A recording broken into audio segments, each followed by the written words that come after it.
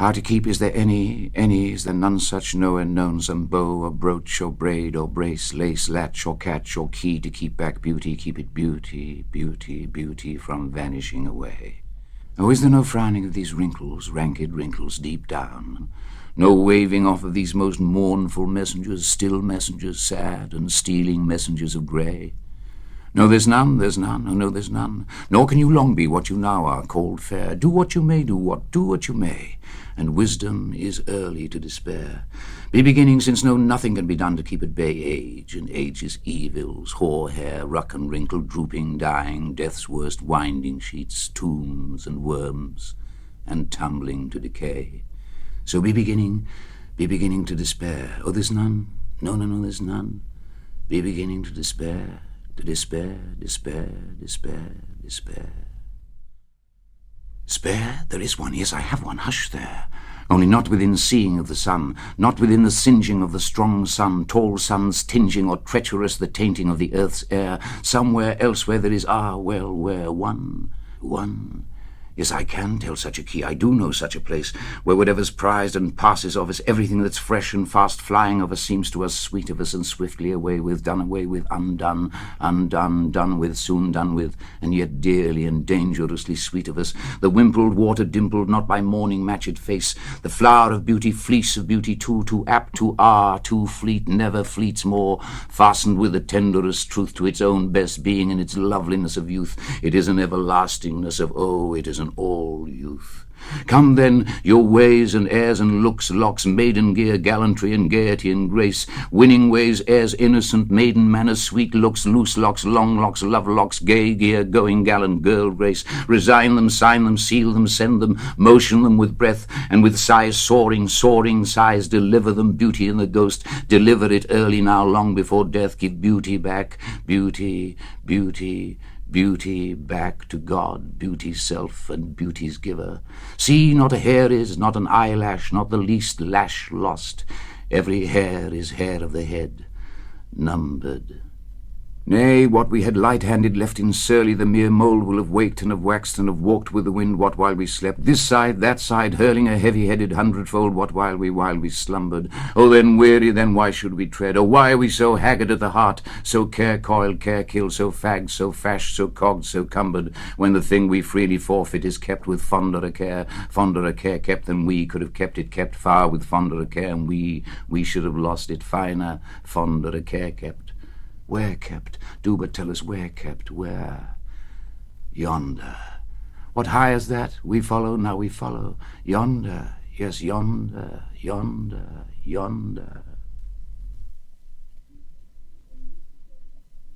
I was alone by the unattended pillar, mourning the bereaved air that lay so quiet between walls, hungry for hammer blows and the momentous hive that once was there, and when I prayed my voice slid to the ground like a crashed pediment.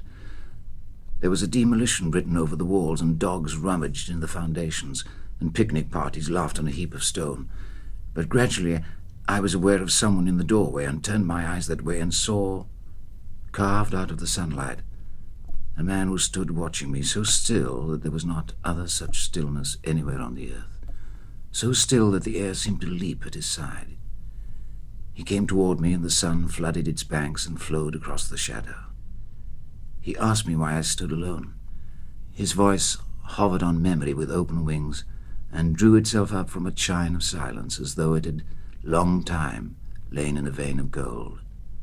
I told him, "It is the king post." He stretched his hand upon it. At his touch, it lifted to its place. There was no sound. I cried out, and I cried at last, "Who are you?" I heard him say, "I was a carpenter."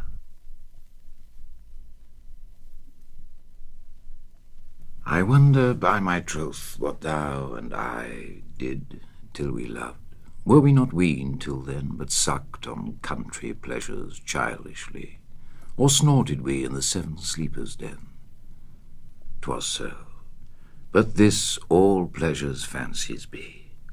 If ever any beauty I did see which I desired and got, 'twas but a dream of thee. And now good morrow to our waking souls, which watch not one another out of fear, for love all love of other sights controls, and makes one little room and everywhere. Let sea discover us to new worlds have gone, let maps to other worlds on worlds have shown, let us possess one world, each hath one, and is one. My face in thine eye, thine in mine appears, and true plain hearts do in the faces rest. Where can we find two better hemispheres, without sharp north, without declining west? Whatever dies was not mixed equally. If our two loves be one, or thou and I, love so alike that none do slacken, none can die.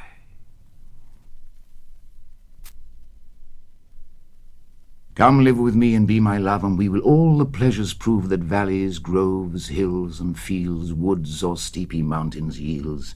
And we will sit upon the rocks, seeing the shepherds feed their flocks by shallow rivers, to whose falls melodious birds sings madrigals. And I will make thee beds of roses and 1,000 fragrant posies, a cap of flowers and a kirtle, embroidered all with leaves of myrtle, a gown made of the finest wool, which from our pretty lambs we pull, fair lined slippers for the cold, with buckles of the purest gold, a belt of straw and ivy buds, with coral clasps and amber studs. And if these pleasures may thee move, come live with me and be my love.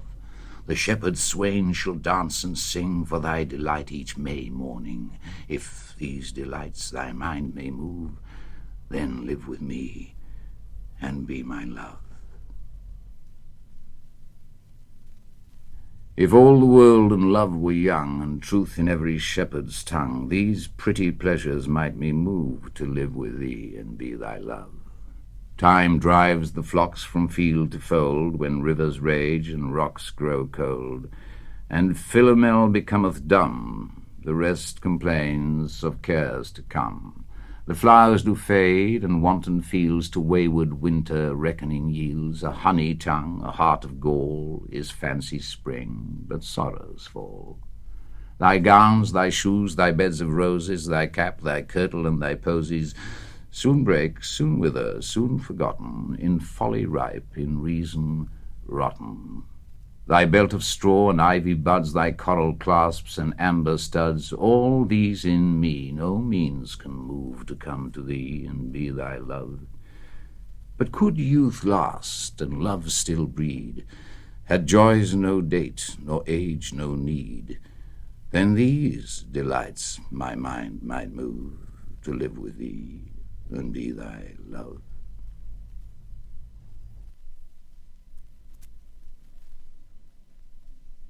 Go and catch a falling star, get with child a mandrake root. Tell me where all past years are, or who cleft the devil's foot.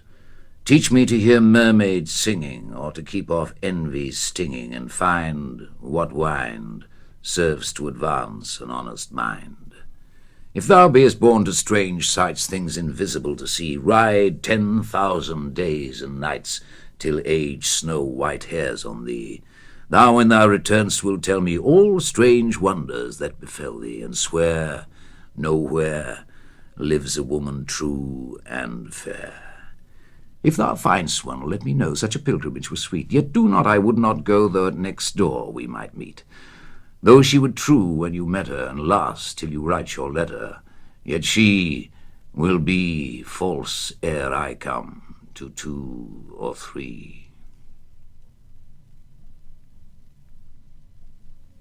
Last night, yesternight, betwixt her lips and mine, there fell thy shadow, Cynara. Thy breath was shed upon my soul between the kisses and the wine, and I was desolate and sick of an old passion, yea, I was desolate and bowed my head.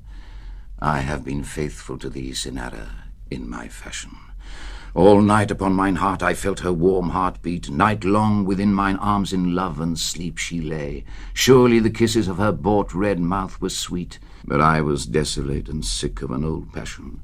When I awoke and found the dawn was grey, I have been faithful to thee, Cynara, in my fashion. I have forgotten much, Cynara, gone with the wind, flung roses, roses riotously with the throng, dancing to put thy pale, lost lilies out of mind. But I was desolate and sick of an old passion, Yea, all the time, because the dance was long, I have been faithful to thee, Cinera, in my fashion. I cried for madder music and for stronger wine, but when the feast is finished and the lamps expire, then falls thy shadow, Cinera, the night is thine, and I am desolate and sick of an old passion, yea, hungry for the lips of my desire. I have been faithful to thee, Cinera, in my fashion. How splendid in the morning glows the lily! With what grace he throws his supplication to the rose. Do roses nod the head, Yasmin? But when the silver dove descends, I find the little flower of friends, whose very name that sweetly ends I say when I have said, Yasmin. The morning light is clear and cold. I dare not in that light behold a whiter light, a deeper gold, a glory too far shed, Yasmin. But when the deep red eye of day is level with the lone highway, and some to Mecca turn to pray, and I toward thy bed, Yasmin. Or when the wind beneath the moon is drifting like a soul aswoon, and harping planets talk love's tune with milky wings outspread, Yasmin, shower down thy love, O burning bright, for one night or the other night will come the gardener in white, and gathered flowers are dead, Yasmin.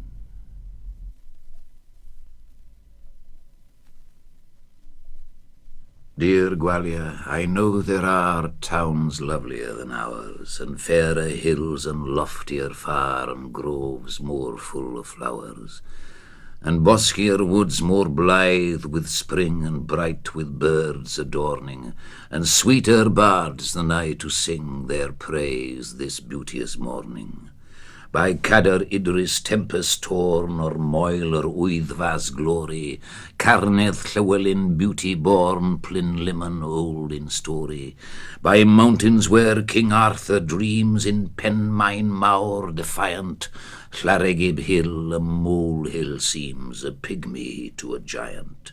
By Souther, Senni, Dyfi, Dee, Edu, Edin, Aled, all, Taff and Towie, broad and free, Llyfnant with its waterfall, Caerwen, Cleddau, Dilais, Dow, Eli, Gwili, Ogur, Nedd, small is our river Dewi Lord, a baby on a rushy bed. By Carreg, Kennin, king of time, our heron head is only a bit of stone with seaweed spread, where gulls come to be lonely. A tiny dingle is Milkwood by Golden Grove neath Gronger, but let me choose, and oh, I should love all my life and longer to stroll among our trees and stray in Gusgog Lane on Donkey Down, and hear the Dewi sing all day, and never, never leave the town.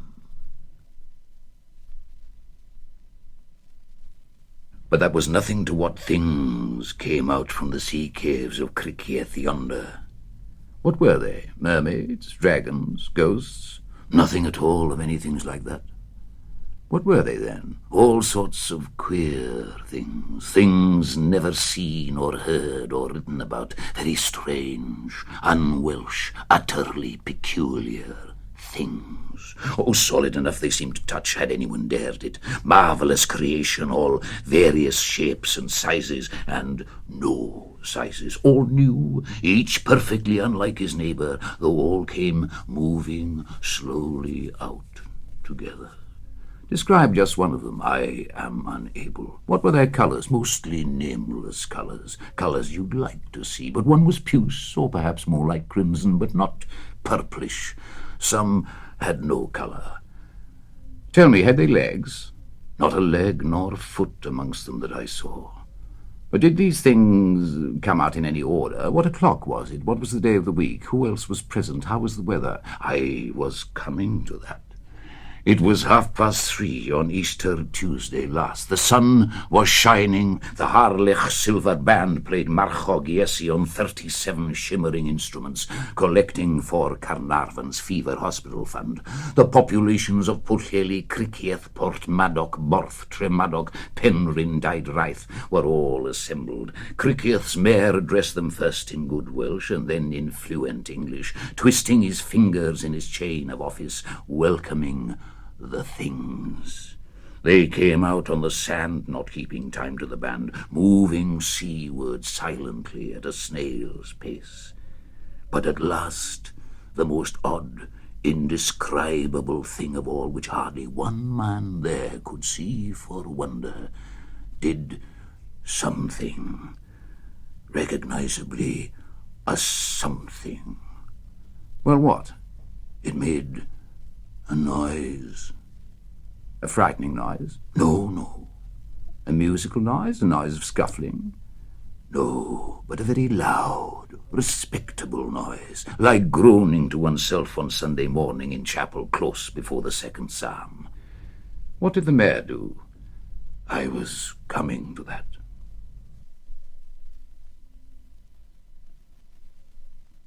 Sleep on, my love, in thy cold bed, never to be disquieted. My last good night, thou wilt not wake till I thy fate shall overtake, till age or grief or sickness must marry my body to that dust it so much loves, and fill the room my heart keeps empty in thy tomb. Stay for me there, I will not fail to meet thee in that hollow vale, and think not much of my delay. I am already on my way. Unto the death goes all estates, princes, prelates, and potestates, baith rich and poor of all degree. Timor mortis cum turbat me. He has ta'en rule o Aberdeen, and gentile rule o Corstorphine. Twa better fellows did no man see. Timor mortis cum turbat me. Sen he has all my brother ta'en, he will not let me live alone. Of force I man his next prey be. Timor mortis cum turbat me.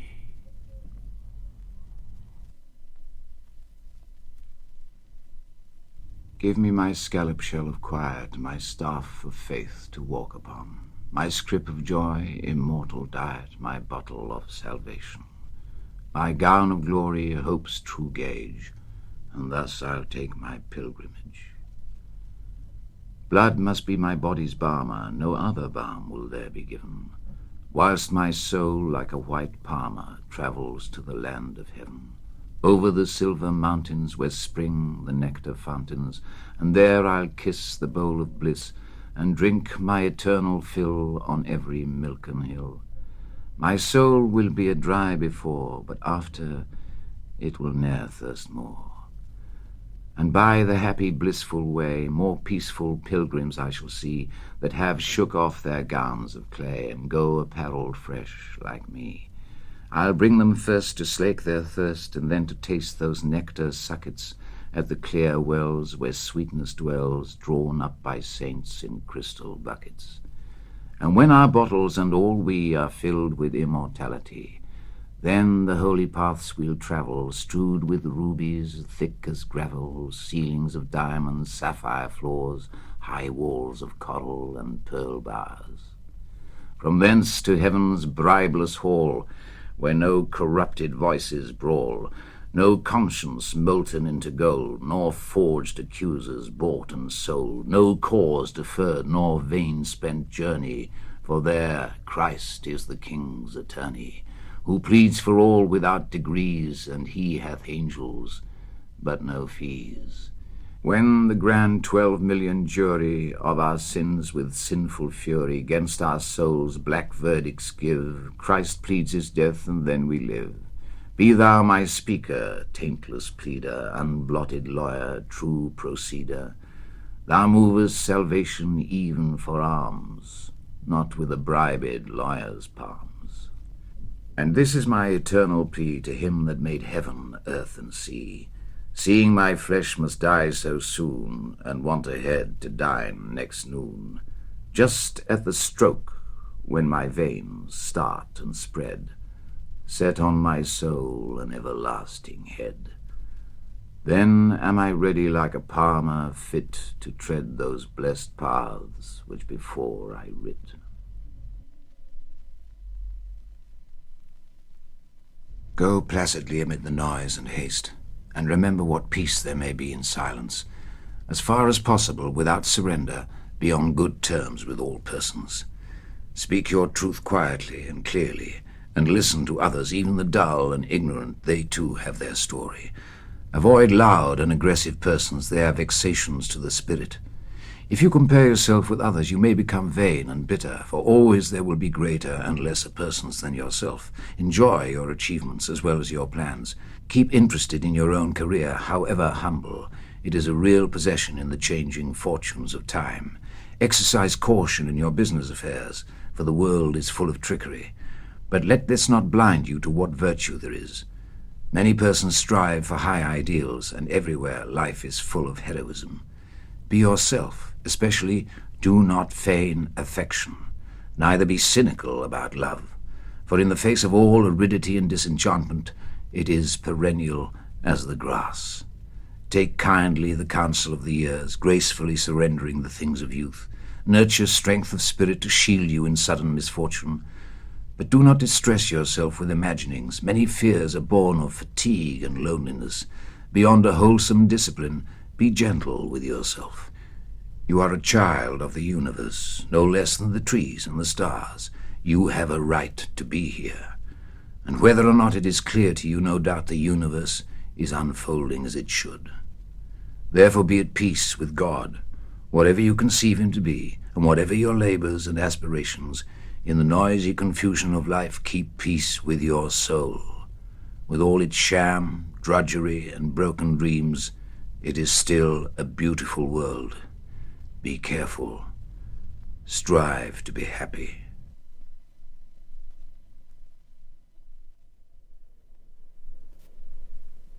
Yes, I remember Adelstrop, the name, because one afternoon of heat the express train drew up there unwontedly. It was late June. The steam hissed. Someone cleared his throat. No one left and no one came on the bare platform. What I saw was Adelstrop. Only the name. And willows, willow herb and grass, and meadow sweet and haycocks dry. No whit less still and lonely fair than the high cloudlets in the sky. And for that minute a blackbird sang, close by, and round him, mistier, farther and farther, all the birds of Oxfordshire and Gloucestershire. The thistledown's flying, though the winds are all still, on the green grass now lying, now mounting the hill. The spring from the fountain now boils like a pot. Through stones past the counting it bubbles red hot. The ground parched and cracked is like overbaked bread. The green sward all racked is, bents dried up and dead. The fallow fields glitter like water indeed, and gossamers twitter flung from weed unto weed. Hilltops like hot iron glitter bright in the sun, and the rivers we are eyeing burn to gold as they run. Burning hot is the ground, liquid gold is the air. Whoever looks round sees eternity there.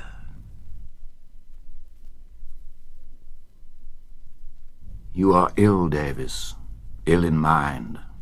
An old canker, to your kind peculiar, has laid waste the brain's potential richness in delight and beauty, and your body grows awry like an old thorn for lack of the soil's depth, and sickness there uncurls slowly its small tongues of fungus that shall thickening swell and choke you vital. And so you work in the wet fields and suffer pain and loneliness as a tree takes the night's darkness, the day's rain, while I watch you and pray for you, and so increase my small store of credit in the bank of God, who sees you suffer and me pray, and touches you with the sun's ray, that heals not, yet blinds my eyes, and seals my lips as Job's were sealed, imperiously, in the old days. Poor hill farmer astray in the grass. There came a movement, and he looked up, but all that he saw was the wind pass. There was a sound of voices on the air, but where? Where? It was only the glib stream talking softly to itself. And once when he was walking along a lane in spring, he was deceived by a shrill whistle coming through the leaves. Wait a minute, 4 swift notes. He turned, and it was nothing, only a thrush in the thorn bushes easing its throat. He swore at himself for paying heed, the poor hill farmer, so often again, stopping, staring, listening in vain, his ear betrayed by the heart's need. Let's talk of graves, of worms, and epitaphs. Make dust our paper, and with rainy eyes write sorrow on the bosom of the earth. Let's choose executors and talk of wills. And yet not so. For what can we bequeath save our deposed bodies to the ground? Our lands, our lives, and all are Bolingbroke's. And nothing can we call our own but death, and that small model of the barren earth which serves as paste and cover to our bones. For God's sake, let us sit upon the ground and tell sad stories of the death of kings, how some have been deposed, some slain in war, some haunted by the ghosts they have deposed, some poisoned by their wives, some sleeping killed, all murdered. For within the hollow crown that rounds the mortal temples of a king keeps death his court, and there the antic sits, scoffing his state, grinning at his pomp, allowing him a breath, a little seen to monarchize, be feared and kill with looks, infusing him with self and vain conceit, as if this flesh which walls about our life were brass impregnable, and humoured thus comes at the last, and with a little pin bores through his castle wall, and farewell, King.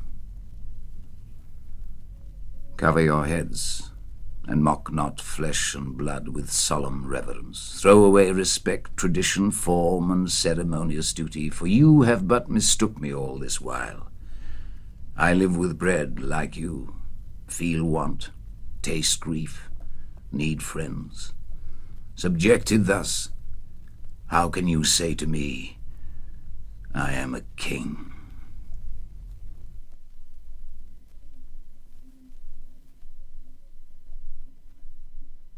Dr. Ramsden cannot read the Times obituary today.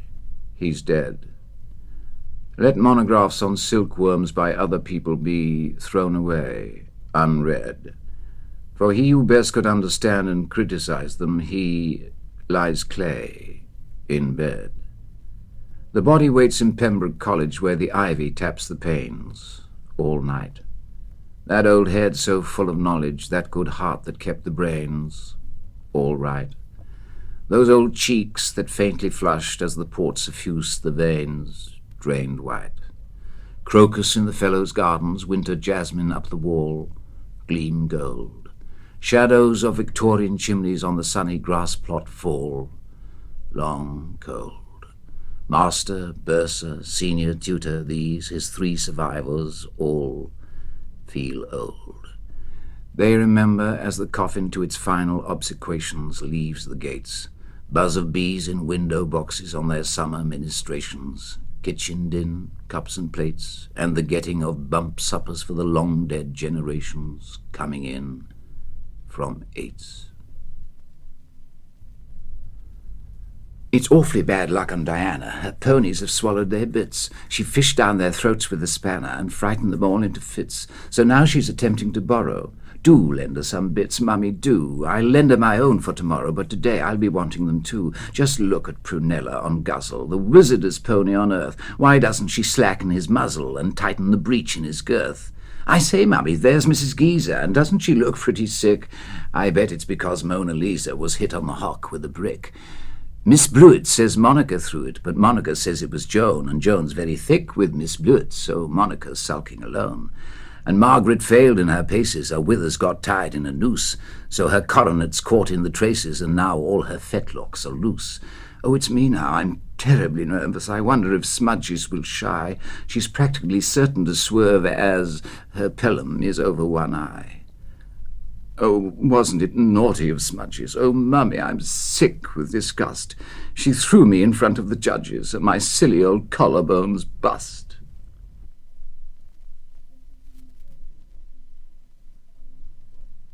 Wilt thou forgive that sin where I begun, which was my sin, though it were done before? Wilt thou forgive that sin through which I run and do run still, though still I do deplore? When thou hast done, thou hast not done, for I have more. Wilt thou forgive that sin which I have won others to sin, and made my sin their door? Wilt thou forgive that sin which I did shun a year or two, but wallowed in a score? When done, for I have more. I have a sin of fear, that when I have spun my last thread, I shall perish on the shore. Swear by thyself that at my death thy sun shall shine as he shines now and heretofore, and having done that, thou hast done. I fear no more.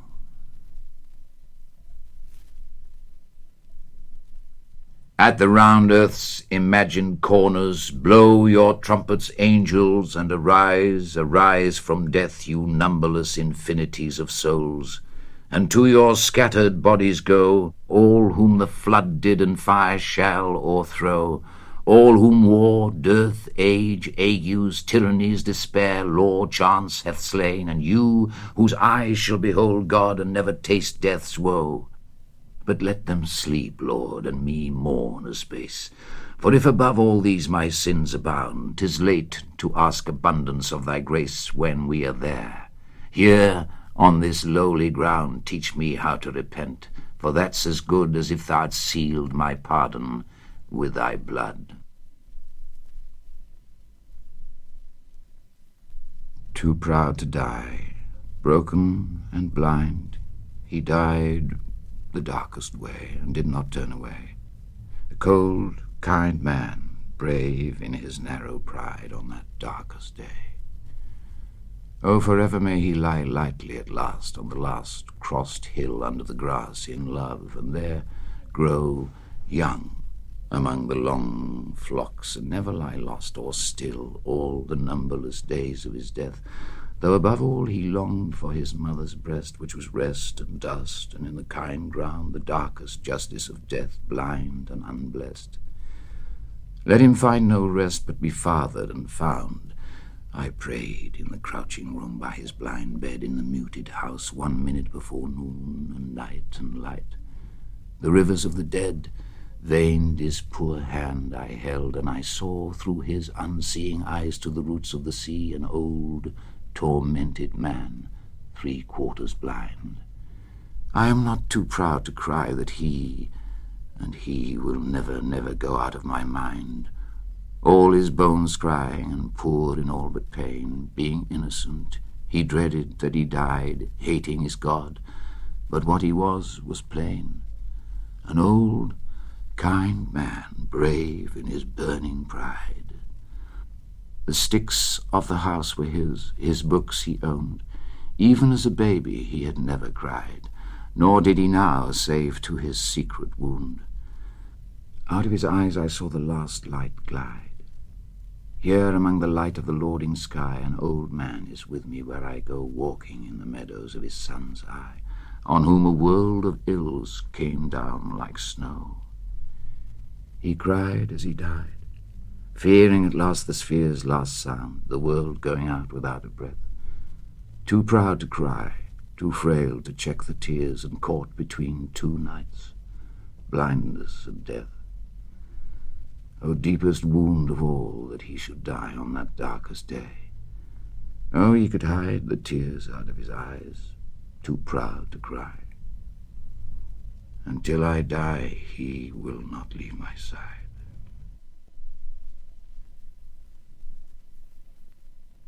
Death, be not proud.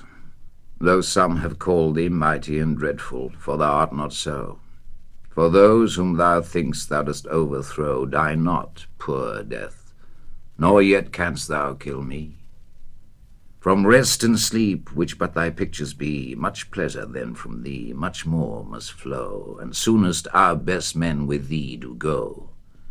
Rest of their bones and souls' delivery.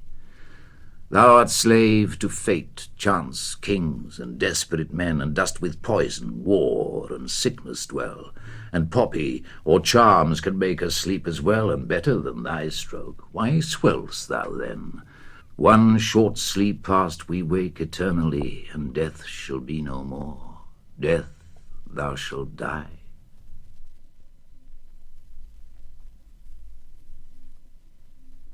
I fled him down the nights and down the days, I fled him down the arches of the years, I fled him down the labyrinthine ways of my own mind, and in the mist of tears I hid from him, and under running laughter. Up vista'd hopes I sped, and shot precipitated adown titanic glooms of chasmed fears from those strong feet that followed after, but with unhurrying chase, an unperturbed pace, deliberate speed, majestic instancy, they beat, and a voice beat more instant than the feet. All things betray thee, who betrayest me. I pleaded outlaw-wise by many a hearted casement curtain red, trellised with intertwining charities, for though I knew his love who followed, yet was I sore adread, lest having him I must have naught beside. But if one little casement parted wide, the gust of his approach would clash it too. Fear wist not to evade, as love wist to pursue. Across the margent of the world I fled, and troubled the gold gateways of the stars, smiting for shelter on their clanged bars, fretted dulcet jars and silvern chatter the pale ports of the moon. I said to dawn, be sudden, to eve, be soon, with thy young sky blossoms heap me over from this tremendous lover. Float thy vague veil about me, lest he see. I tempted all his servitors, but to find my own betrayal in their constancy, in faith to him, their fickleness to me, their traitorous trueness and their loyal deceit. To all swift things for swiftness did I sue, clung to the whistling mane of every wind, but whether they swept smoothly fleet the long savannas of the blue, or whether thunder-driven they clanged his chariot thwart a heaven, plashy with flying lightnings round the spurn of their feet, fear wist not to evade, as love wist to pursue. Still, with unhurrying chase and unperturbed pace, deliberate speed, majestic instancy, came on the following feet, and a voice above their beat, naught shelters thee who will not shelter me. I sought no more that after which I strayed in face of man or maid, but still within the little children's eyes seems something that replies, they at least are for me, surely for me. I turned me to them very wistfully, but just as their young eyes grew sudden fair with dawning answers there, their angel plucked them from me by the hair. Come then, ye other children, nature's, share with me, said I, your delicate fellowship. Let me greet you lip to lip, let me twine with you caresses, wantoning with our Lady Mother's vagrant tresses banqueting, with her in a wind-walled palace underneath her azured dais, quaffing as your taintless ways from a chalice lucent weeping out of the dayspring. So it was done. I, in their delicate fellowship, was one, drew the bolt of nature's secrecies. I knew all the swift importings on the wilful face of skies. I knew how the clouds arise, spumed of the wild sea snortings, all that's born or dies rose and drooped with, made them shapers of mine own moods, or wailful or divine. With them joyed and was bereaven. I was heavy with the even when she lit her glimmering tapers round the day's dead sanctities. I laughed in the morning's eyes. I triumphed and I saddened with all weather. Heaven and I wept together, and its sweet tears were salt with mortal mine. Against the red throb of its sunset heart I laid my own to beat, and share commingling heat. But not by that was eased my human smart. In vain my tears were wet on heaven's grey cheek, for we know not what each other says, these things and I. In sound I speak, their sound is but their stir. They speak by silences. Nature, poor step-dame, cannot slake my drought. Let her, if she would owe me, drop yon blue bosom veil of sky, and show me the breasts of her tenderness. Never did any milk of hers once bless my thirsting mouth. Nigh and nigh draws the chase with unperturbed pace, deliberate speed, majestic instancy, and past those noised feet a voice comes yet more fleet. Lo, naught contents thee, who contents not me. Naked I wait thy love's uplifted stroke. My harness, piece by piece, thou hast hewn from me, and smitten me to my knee. I am defenceless utterly. I slept, methinks, and woke, and slowly gazing find me stripped in sleep. In the rash, lusty head of my young powers I shook the pillaring hours, and pulled my life upon me. Grimed with smears I stand amid the dust of the mounded years. My mangled youth lies dead beneath the heap. My days have crackled and gone up in smoke, have puffed and burst as sun starts on a stream. Yea, faileth now even dream, the dreamer, and the lute, the lutenist. Even the linked fantasies in whose blossomy twist I swung the earth a trinket at my wrist are yielding. Cords of all too weak account for earth with heavy grief so overplussed. Ah, is thy love indeed a weed, albeit an amaranthine weed, suffering no flowers except its own to mount? Ah, must, designer infinite, ah, must thou char the wood ere thou canst limn with it? My freshness spent its wavering shower i' the dust, and now my heart is as a broken fount, wherein tear-dripping stagnates, spilt down ever from the dank thoughts that shiver upon the sighful branches of my mind. Such is what is to be, the pulp so bitter how shall taste the rind. I dimly guess what time in mists confounds, yet ever and anon a trumpet sounds from the hid battlements of eternity. Those shaken mists a space unsettle, then round the half-glimpsed turrets slowly wash again. But not ere him who summoneth I first have seen enwound with glooming robes purpureal, cypress-crowned. His name I know, and what his trumpet saith. Whether man's heart or life it be which yields thee harvest, must thy harvest fields be dunged with rotten death. Now of that long pursuit comes on at hand the bruit, that voice is round me like a bursting sea. And is thy earth so marred, shattered in shard on shard? Lo, all things fly thee, for thou fliest me. Strange, piteous, futile thing, wherefore should any set thee love apart? Seeing none but I makes much of naught, he said, and human love needs human meriting. How hast thou merited of all man's clotted clay the dingiest clot? Alack, thou knowest not how little worthy of any love thou art. Whom wilt thou find to love ignoble thee, save me, save only me? All which I took from thee I did but take, not for thy harms, but just that thou mightst seek it in my arms. All which thy child's mistake fancies as lost, I have stored for thee at home. Rise, clasp my hand, and come. Halts by me that footfall. Is my gloom after all shade of his hand outstretched caressingly? Ah, fondest, blindest, weakest, I am he whom thou seekest. Thou dravest love from thee, who dravest me.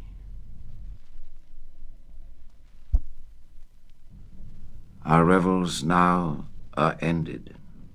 These our actors, as I foretold you, were all spirits, and are melted into air, into thin air.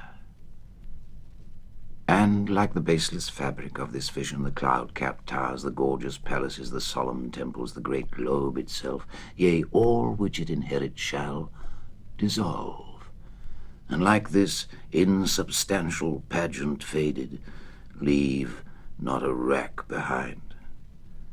We are such stuff as dreams are made on, and our little life is rounded with a sleep.